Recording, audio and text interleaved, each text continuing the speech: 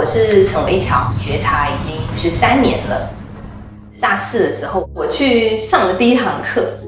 夏天我就穿了一个大短裤，擦着指甲油。学姐远远的看到我，就很惊恐的跑过来说：“哇，泡茶你怎么可以擦指甲油？”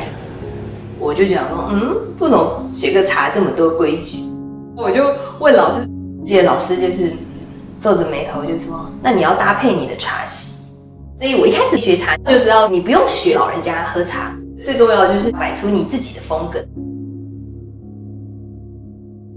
茶席其实也很像穿衣服，你挑茶具、茶席巾，然后用起来你舒服、你适合。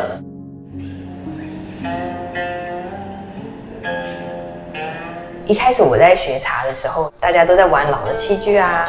我以前很喜欢的这种矮梨形的壶，这个杯子上面是有6种花，特别选了一个有一点葵花瓣的杯托。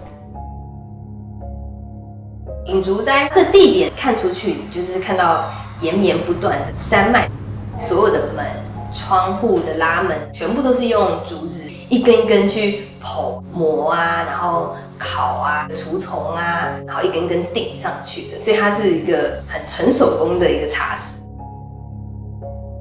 里面有设计一个榻榻米的茶室，必须要弯腰进去，代表我们要谦卑的进入。我们喝茶不是只是一个口粮解渴，也要修身养性。我觉得喝茶要很有自我欣赏的能力。你喜欢喝最重要，很便宜的几十块钱的茶，甚至它是一个茶包都可以，不需要去找一个老师来证明它好不好。早期就是泡一个茶就被那老茶人就会说你泡得太淡了啊。我说我就是不要泡苦涩的茶汤，人生已经很苦涩了，就是要香香甜甜的啊，对不对？这10多年来我都在泡茶，可能人家会觉得哇很庄严。我有朋友来，一进来跟我喝茶，就还问我说：“这里可以大声讲话吗？”想要做一个就是更生活化的空间，除了喝茶，我也可以喝咖啡。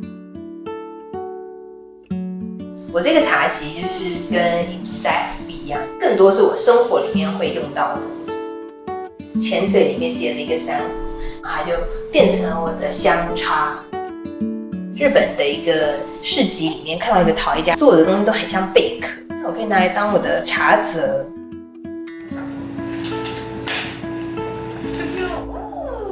去年在欧洲一个跳蚤市场看到这个小 QQ。然后我其实就喜欢有一点点法式的东西，所以我的家具啊就有挑一些古欧洲的柜子啊，墙壁的漆里面带有一点金属色。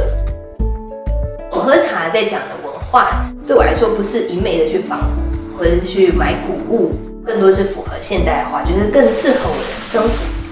我刚开始学茶，大部分是年纪很大的。